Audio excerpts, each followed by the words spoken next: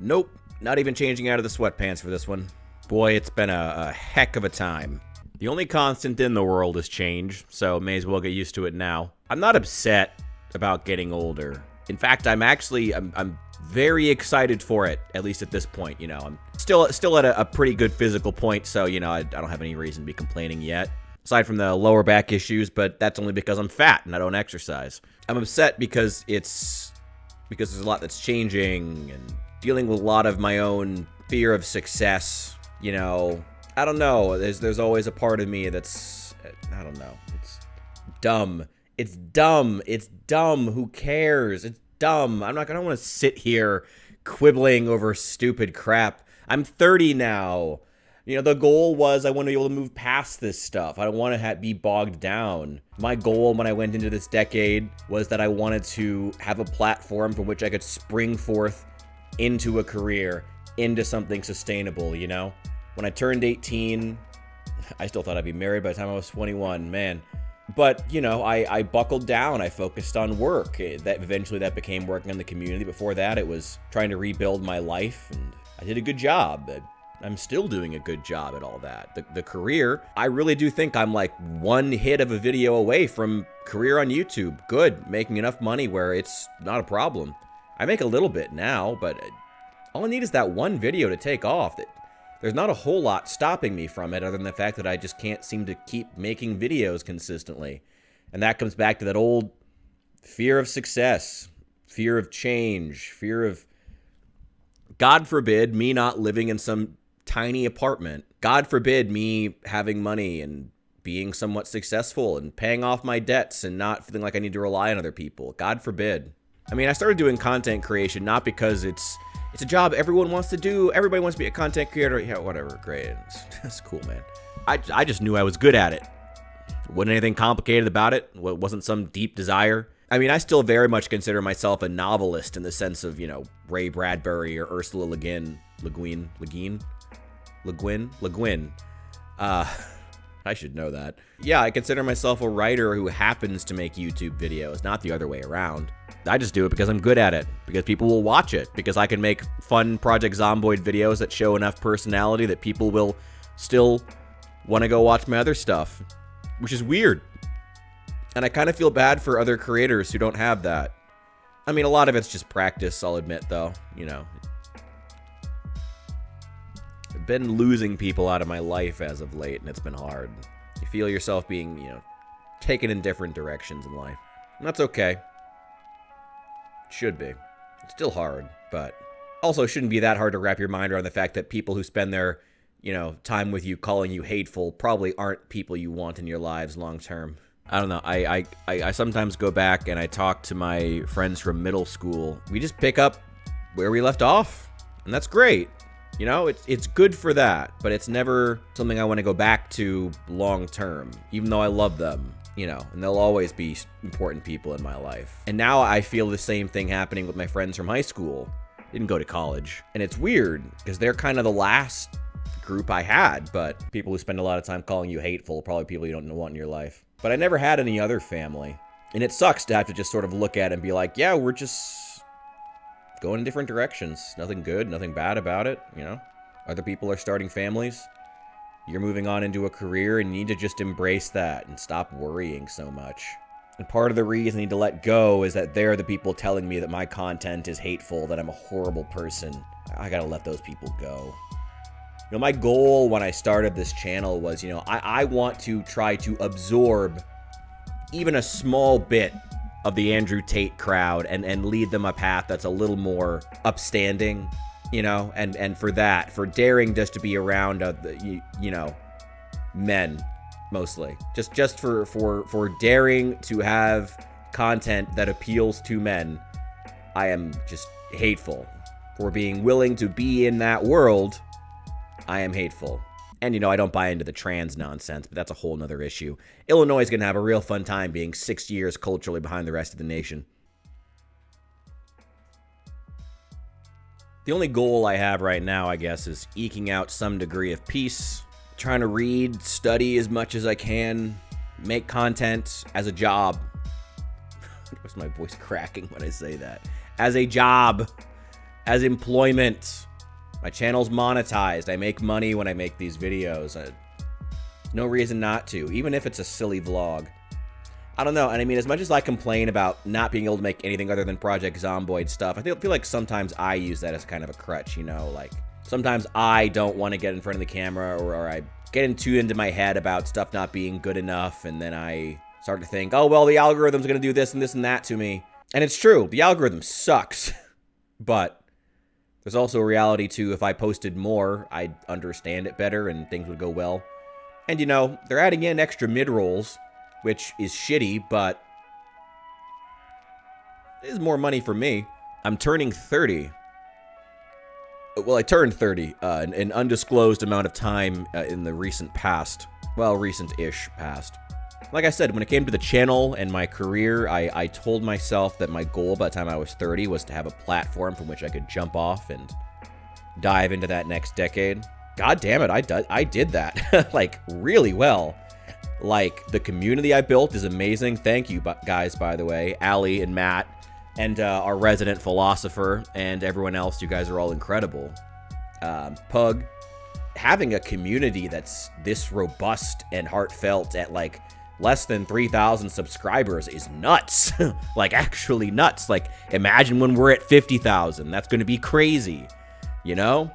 And that's super cool, and I love that. I guess I don't know, the people who are closest to me keep telling me I'm a failure and I'm hateful. Why haven't you done this and that? Or why didn't you take this specific path? It's like, I feel really, really good about the last decade, actually, you know? It's like, this is turning surprisingly positive for a video where I wouldn't get out of my sweatpants. When I was 18, I mean, I've been on my own since I was 17. I guess only 2 months when I was 17, but, you know, still. I guess on my own since I was 18. Lived in spare rooms, on couches, worked odd jobs, walked 4 miles to work and back, walked through snowstorms, took the bus when it was available. Oh, I kicked all kinds of ass through my 20s. Just working, putting my life together, building maturity, building wisdom. There are weaknesses that I have in my personality, you know, and I feel good going into the next decade, but it's that jumping off has been hard, you know, in terms of the channel, in terms of relationships, in terms of, you know, seeing this as a career. The jumping off has been harder than I thought. And a lot of it is because of the exact people who helped to get me through my 20s. And I don't know. And I'm not saying I want to cut people out of my life entirely. I think that's regressive. But at a certain point, you need to tell people you cared about and whose opinions you respect that they need to shut the fuck up and leave you alone. You can't have people telling you that you're hateful when you're trying to save people from hate. That was why I started this channel. And if people are going to call me hateful for that, I need better friends. I don't know. I had a friend I was talking to, you know, tell me he all he ever wants to talk about is politics with me. All he ever wants to talk about is politics. And he admits is because, oh, well, when I'm up in the city, I'm in such a bubble and I never get to talk to anyone and you're so stimulating to talk to. Well, why don't you respect my opinions then as a person? Why do you treat me like I'm an idiot? Why do you talk about me like I'm an idiot? But, you know, sometimes you just gotta let people live their own fucking lives. Feel differently than people, and that's okay. I have confidence that what I'm saying here and what I do, I'm do for malicious reasons. It sounds ridiculous now that I'm even saying it, actually. It sounds a little bit ridiculous. I'm turning 30. I turned 30. No, I turned 30. I am 30. I've been saying I was 30 for months now because I don't know, I was excited for it. I like the idea of being 30. Fuck my 20s. Fuck them kids. Their music is terrible. If I'm honest, I also just haven't wanted to make more videos like this, and it's strange because after people get onboarded to my channel because they find me through Project Zomboid or the Fallout videos or some of the shorts, after people find my channel, oftentimes the next thing they want to watch is one of like the vlog style videos. The dating one did really well. The I'm happy video still gets traction randomly. Like if another video blows up, those will start to do well and I'll get comments and likes on those too, which is really funny, you know, that it's hilarious to me where the algorithm is right now, where you got to get in people's minds. You got to worm your way into their algorithm with like a video game they like, or some like really obvious set of keywords they're willing to actually click on in the YouTube homepage, and then they get invested in you as a person. That's the secret right there.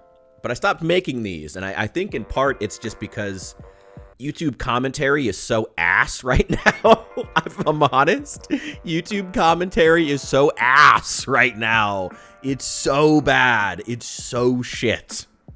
It is just so incredibly shit. It's just like, I can't, like, every time I open up like a commentary video, it turns out to be either a reaction or like it's like a reaction to something on TikTok. Sometimes a reaction, it's a reaction from TikTok, like it's a reaction to a reaction on TikTok. Like there's two people on screen, and then the person posted it on YouTube is then reacting to it. I've seen 4 to 5 levels deep of that. It's insane how crazy like the cannibalizing of culture has gotten in the reaction community. Like, it is gross. AI is going to take all of their jobs. And since I know my audience very well, I do want to remind all the young men out there who watch TikToks, who watch, like, you know, because I get pumped with a lot of these. The reaction videos to women saying stupid crap on TikTok, or women telling crazy stories on TikTok.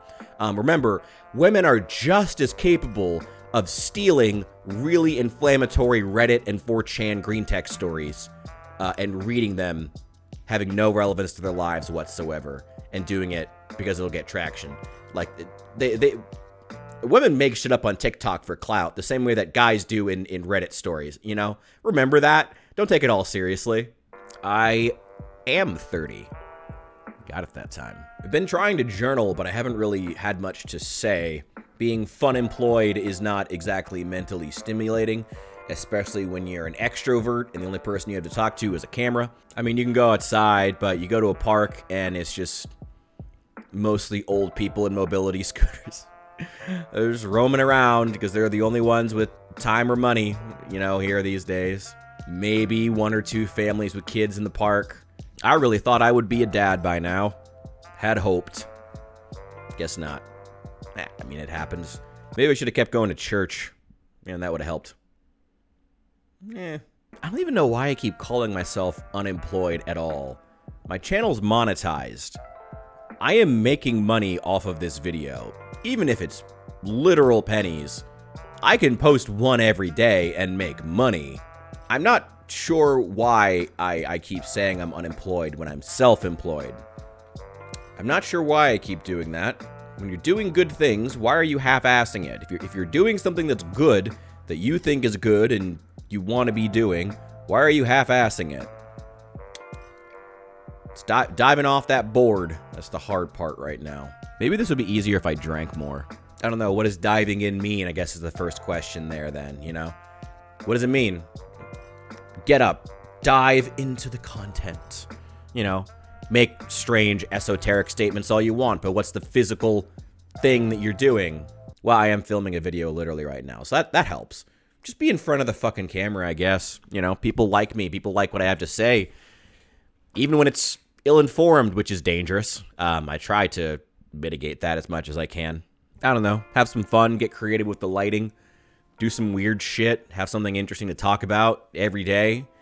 That's cool and vibrant. And hey, there's that gay shit happening over in Assassin's Creed. That's fun to talk about. We could do a video on that tomorrow. So now that I'm 30, I have to let go of a few things and a few people.